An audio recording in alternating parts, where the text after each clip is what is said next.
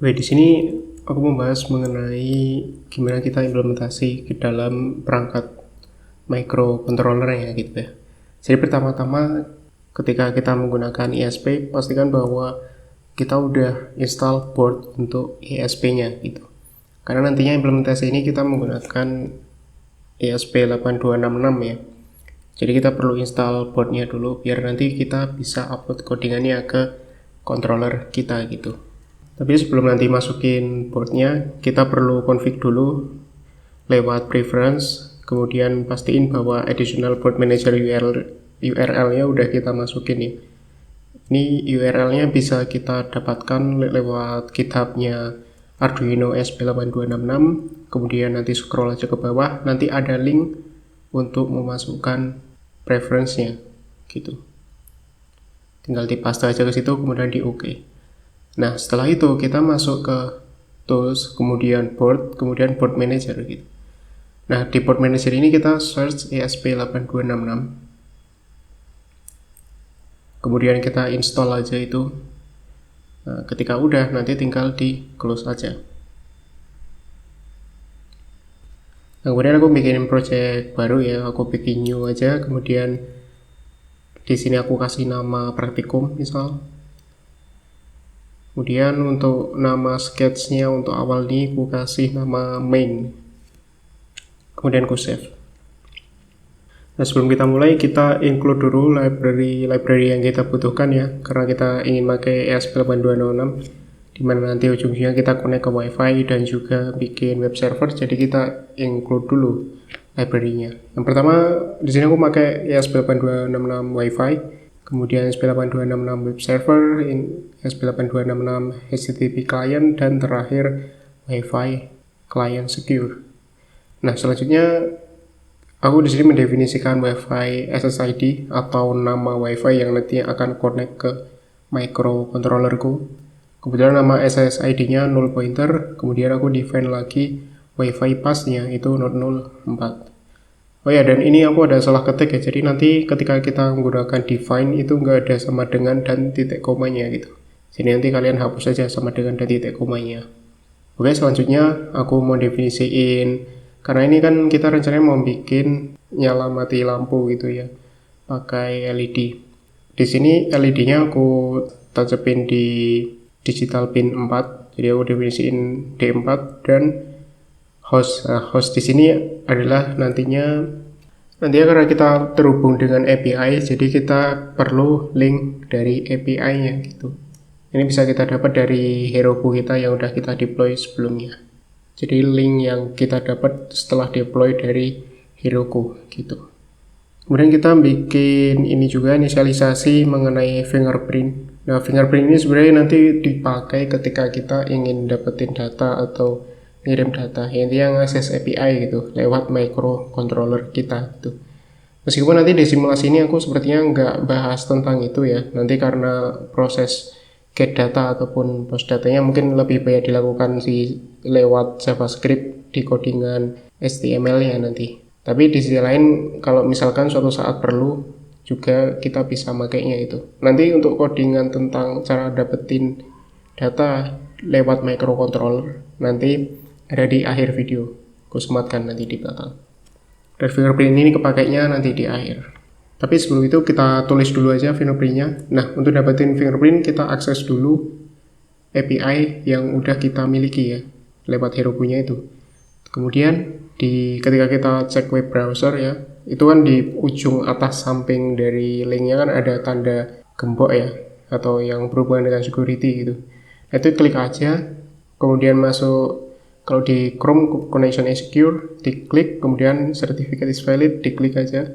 Cari yang SHA-1 fingerprint. Nah, itu fingerprint yang nantinya kita pakai.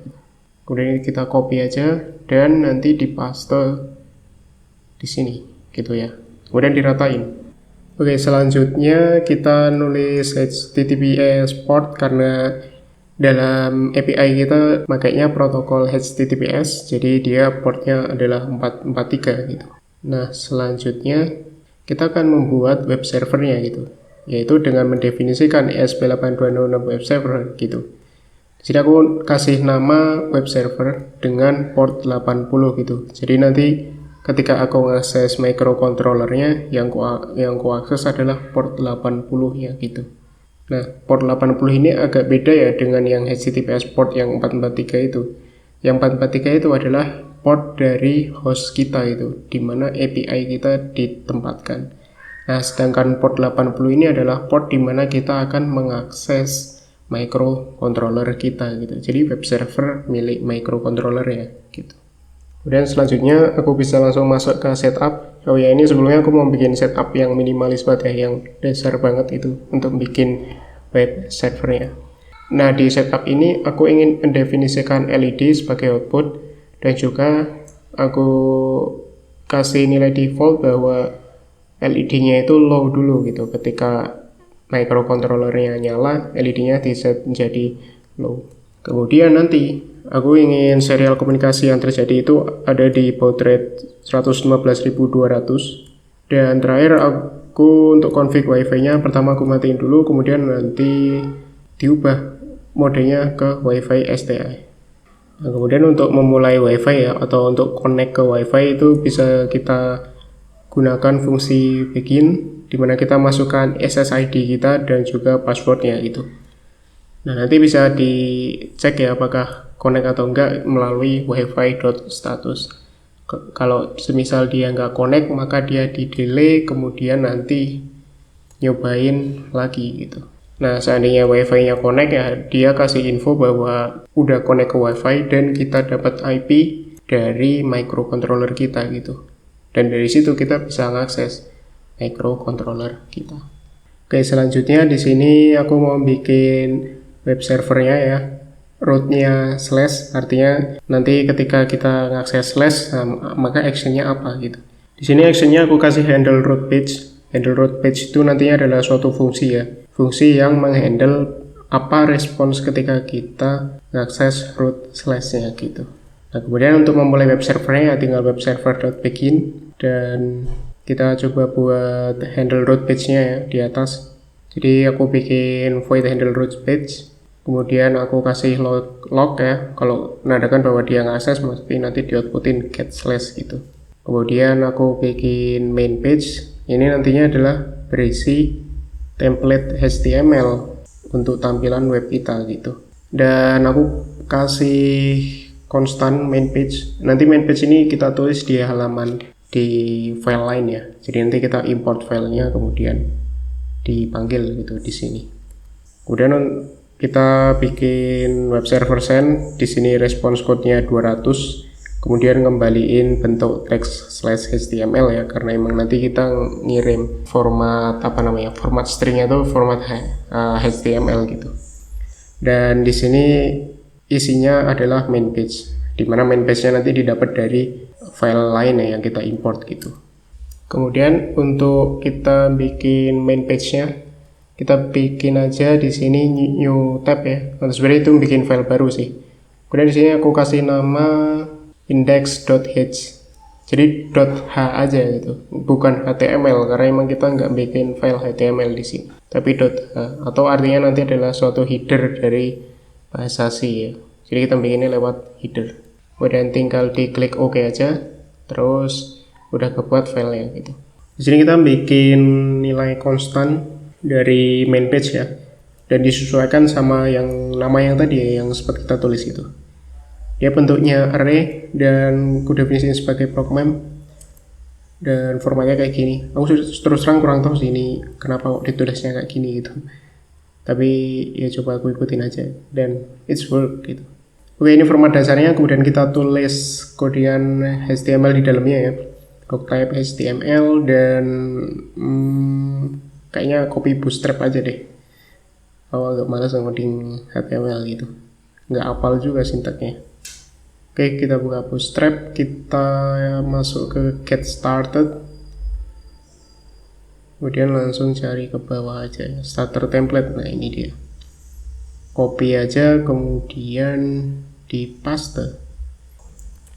Nah, karena dasarnya ini bukan suatu file HTML ya, jadi seluruh komentarnya kita hapus gitu.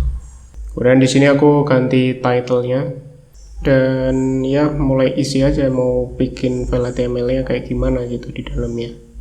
Bisa aku kasih mt2 biar nggak mentok ke atas banget, dan aku kasih nama nama judul lah istilahnya di halaman rootnya ini dengan wifi LED misal, dan ya diisi aja lah apa yang pengen ditampilin, misal link untuk nyalain, kemudian nanti juga link untuk matiin juga gitu. Oh ya, ini nggak ada pegs, nggak ada slashnya. Agak lupa aku codingan HTML. Aku kasih style ya, biar agak menarik. Linknya biar itu jadi button gitu. Aku ambil yang outline aja yang kelihatan bagus. Oke, ambil success dan warning. Oke, nice. Kemudian aku coba pisahkan dengan div ya, biar dia linknya nggak gabung jadi satu. Kemudian aku kasih juga link untuk lihat history, karena nanti kan datanya kita simpen ya. Kita juga pengen tahu dong isi data yang kita simpen tuh seperti apa gitu. Jadi aku kasih link di sini, isinya adalah history. Oh ya, dan linknya nggak ada slashnya ya, tadi kelupaan. Oke, selanjutnya karena ini udah sesuai ya, ini main page dari juga main page udah sama, dan ya udah kayak gitu doang sebenarnya bikin tampilan yang untuk web servernya ini gitu. Jadi kita bisa pakai Bootstrap karena emang ini nantinya connect ke internet, dan Bootstrap yang kita pakai itu Bootstrap CDN ya. Jadi aset-asetnya itu nggak kita download kemudian kita load dari mesin lokal kita, tapi udah otomatis ke load lewat CDN gitu. Kemudian misalkan aku mau tambahkan ya di sini web servernya, misal untuk handle not found page, atau mungkin kita bisa tambahkan juga untuk ketika kita akses root LED on itu kita nantinya nyalain LED, kemudian kalau misalkan kita ngasih LED off nantinya dia matiin lampu LED-nya gitu. Dan mungkin bisa tambahkan juga slash history untuk lihat history page-nya, untuk lihat riwayat nyala matinya lampu gitu. Ya udah sih kayak gitu doang. Terus kita bisa masuk ke loop-nya, dimana kita mulai bisa ngasih handle klien ya untuk web servernya gitu. Jadi emang dimulai dari sini untuk web servernya. Dan selain itu kita juga perlu untuk cek wifi statusnya, pastiin bahwa wifi-nya itu connect gitu. Kalau nggak connect, coba untuk retry nyobain lagi connect ke wifi-nya. Dan juga jangan lupa LED-nya dimatiin. Dan kalau misalkan nggak connect ya dikasih info bahwa dia wifi-nya itu nggak connect dan nantinya bakal reconnecting gitu. Ketika dia wifi statusnya itu nggak connect, maka dia kasih delay misal setengah detik, kemudian nanti kalau di sini aku kasih titik ya, jadi nanti setiap setengah detik kalau seandainya dia nggak connect ya titik gitu. Samping itu nanti dia nyoba untuk connect. Oh ya, dan ini dimasukin di if-nya ya, kelupaan tadi. Dan seandainya nanti connect, maka dia LED-nya dijadiin state-nya nyala gitu. Oke, dan mungkin itu. Terus kita mau mulai bikin ini ya, handle untuk beberapa web server kita tadi, routing dari web servernya. Misalkan di sini kita kasih komen dulu handle root page, kemudian handle 404 ya, atau not found. Sini web server send-nya 404 karena emang 404 tuh status code yang emang khusus untuk not found gitu. Kita kasih text as plain dan ya message-nya bebas sih. Sini kita ngasih history page juga, handle history page, dimana di sini kita kasih logging untuk slash history, dan kemudian kita send dengan status code 200 ya. Sebenarnya ini konsepnya sama kayak yang handle root page, karena nantinya kita ingin ngambil aset HTML dari luar file ini gitu. Kayak tadi kalau kita tadi bikin index.h, nanti kita bikin misalkan history.h gitu. Terus kita kasih codingan HTML-nya di sana dan nantinya diimport ke sini gitu. Jangan lupa nanti kita bikin string history page yang ngambil dari constant history page. Kemudian kita kasih handle turn on LED untuk nyalain LED ya lewat web servernya. Aku kasih logging misalkan slash LED on dan digital red LED high ketika dia nyalain gitu. Dan web servernya, karena aku ingin bahwa ketika kita ngeklik tombol turn on ya, dia maka akan ke redirect ke root page-nya gitu. Jadi langsung balik lagi ke root page-nya. Jadi tadi tombol LED-nya dari root page, dan ketika diklik balik lagi nanti ke root page. Dan untuk redirect kita bisa set header-nya dengan location-nya itu slash, dan nanti kita kasih status code-nya 302 gitu ya, dengan teks atau plain-nya dikosongin gitu message-nya. Dan hal ini juga berlaku pada turn off LED ya, sama kayak turn on, cuman beda dalam root-nya gitu. Dan fungsinya ya, kalau ini matiin LED gitu, sisanya sama. Kemudian di sini ada history page ya, yang tadi belum kita buat. Kita coba buat dulu. Prosesnya sama, kita bikin file baru dengan new tab, kemudian kita kasih nama misal history.h. Nah, di sini kita tulis sama kayak tadi ya, kita bikin constant, history page, program, dan ya formatnya sama kayak tadi gitu. Dan lagi-lagi kita copy template dari Bootstrap-nya ya, karena aku sendiri nggak hafal codingannya, dan ya biar cepat aja lah.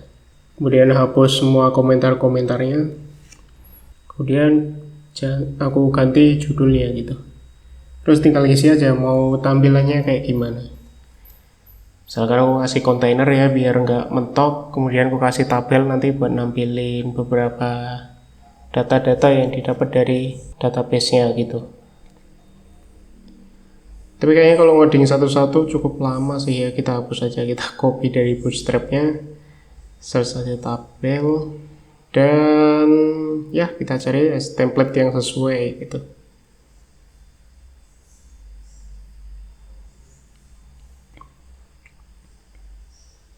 Nah, kayaknya ini deh yang menurutku agak cocok. Jadi ya udah, kita ambil yang putih yang nggak aneh-aneh formatnya. Kita copy aja satu set tabelnya ini, kemudian kita paste.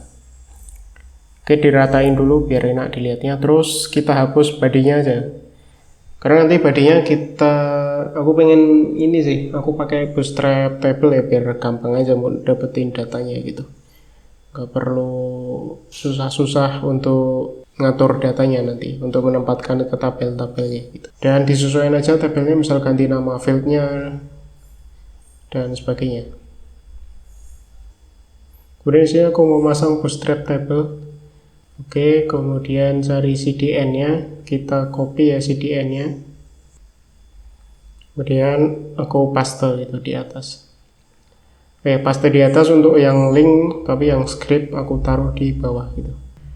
Oke, kalau udah aku mau bikin codingan JavaScript ya di sini untuk pakai Bootstrap table-nya. Oh ya, dan jangan lupa tadi aku kelupaan nulis titik koma di bagian akhirnya ini ya. Oke, di sini aku kasih script, tipenya teks JavaScript, kemudian isinya kita fetch URL-nya dulu. URL-nya dari API yang kita punya ya. Kita copy, kemudian paste, kemudian baru kita fetch URL-nya gitu. Nah, di sini untuk infonya kita ingin metodenya get, kemudian karena kita pakai course ya, kita modenya kasih course, dan header-nya itu content type-nya adalah application JSON, dan charset-nya UTF-8. Dan karena fetch URL ini adalah dia promise ya, jadi karena promise di sini kita kasih tag itu.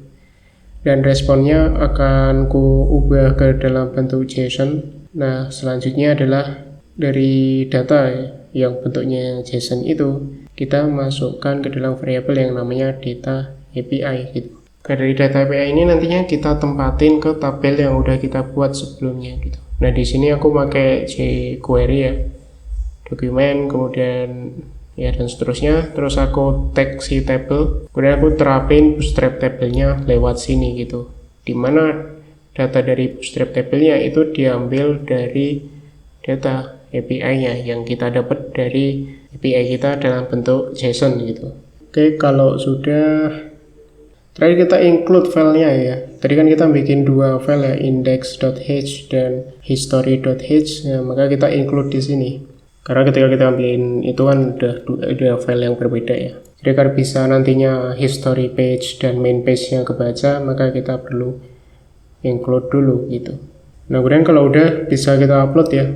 Kalau di sini kita pilih boardnya dulu, kemudian boardnya kalau misalkan pakai Node MCU ya pakai Node MCU, pakai yang 1.0 misal. Atau mungkin kalau pakai Wemos ya pakai Wemos, atau mungkin yang lainnya ya disesuaikan lah sama modul yang kalian pakai gitu. Kemudian pastiin upload speednya sesuai ya. Kalau di sini aku pakai 115.200 dan juga nanti pastiin bahwa portnya itu dipilih gitu. Kebetulan ini aku lagi aku colok di laptop jadi nggak ada list portnya gitu. Tapi kalau nanti kalian colok microcontrollernya ke desktop kalian, nanti bakal muncul port yang available apa gitu. Untuk pertama kali mungkin ada beberapa setting yang perlu diterapin ya. Mungkin ketika pertama kali misal suruh install driver apa dulu biar bisa ngebaca dan sebagainya gitu. Kalau ada kendala kayak gitu mungkin bisa cari di internet, itu solusinya banyak sih. Kalau udah nanti tinggal di upload sketchnya. Oke, mungkin itu doang sih. Ya, dan kebetulan di video ini ketika aku ngoding pertama kali ya tentang LED web server ini, awal-awal aku pakai Wemos tuh bisa ya, aman dan semuanya nggak ada masalah sih. Buat ngontrol LED bisa, buat nyimpen data ke database online juga bisa gitu.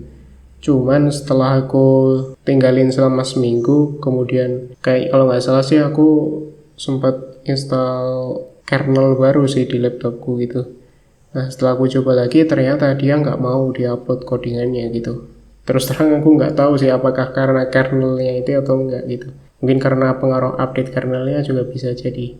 Nah, kemudian sebenarnya awalnya aku berasumsi bahwa modulku yang rusak, Wemos-nya yang rusak gitu. Kemudian di sini aku coba modul lain, aku beli Node MCU masih baru, dan ketika aku coba upload ternyata juga masalahnya sama ketika aku upload dengan Wemos-nya itu.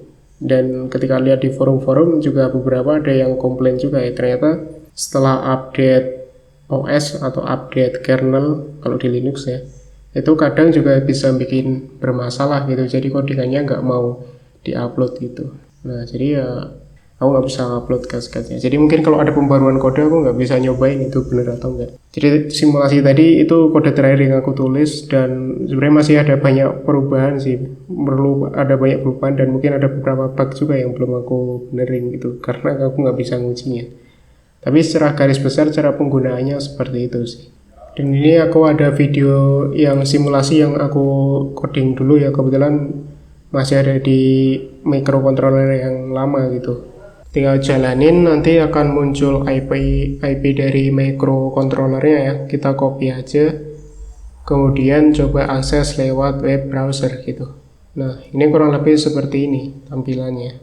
Ini tampilan lama ya, mungkin agak beda dengan tampilan yang aku coding tadi gitu. Nah, sebenarnya kita bisa aktifin dan matiin gitu. Dan misalkan di sini aku mau cek history ya. Kalau cek history nanti juga tampil gitu data dari database kita, dari Heroku kita gitu. Nah, di samping itu ada beberapa revisi ya dari kodian yang tadi aku tulis, bahwa ketika kita menulis define dari SSID dan Wi-Fi pass itu nggak ada sama dengan dan titik komanya. Kalau di awal tadi kalau nggak salah aku nulisnya ada sama dengan dan titik komanya, itu ketika di-compile nanti bikin error ternyata. Jadi tolong direvisi dulu ya nanti ketika kalian pakai codingan yang sama misal. Kemudian di samping itu, karena tadi kita bikin fingerprint dan juga ngasih definisi port 443, tapi sepertinya nggak kita pakai di awal. Nah, di sini aku mau jelasin kapan fingerprint dan portnya tadi kepakai gitu. Nah, jadi itu kepakai ketika kita coba akses API yang tipenya HTTPS ya. Kita aksesnya lewat microcontroller gitu. Jadi di sini aku bikin misalkan fungsi handle get history ya. Aku pengen dapetin data history lewat microcontroller ya. Jadi bukan lewat JavaScript kayak tadi lagi gitu. Jadi misal aku kasih lognya, misal access history, tipenya get, kemudian aku definisiin Wi-Fi client secure. aku kasih nama HTTPS client gitu. Di sini misalkan pengen outputin fingerprintnya, ya nggak penting juga sih sebenarnya, nggak di-outputin juga nggak apa-apa.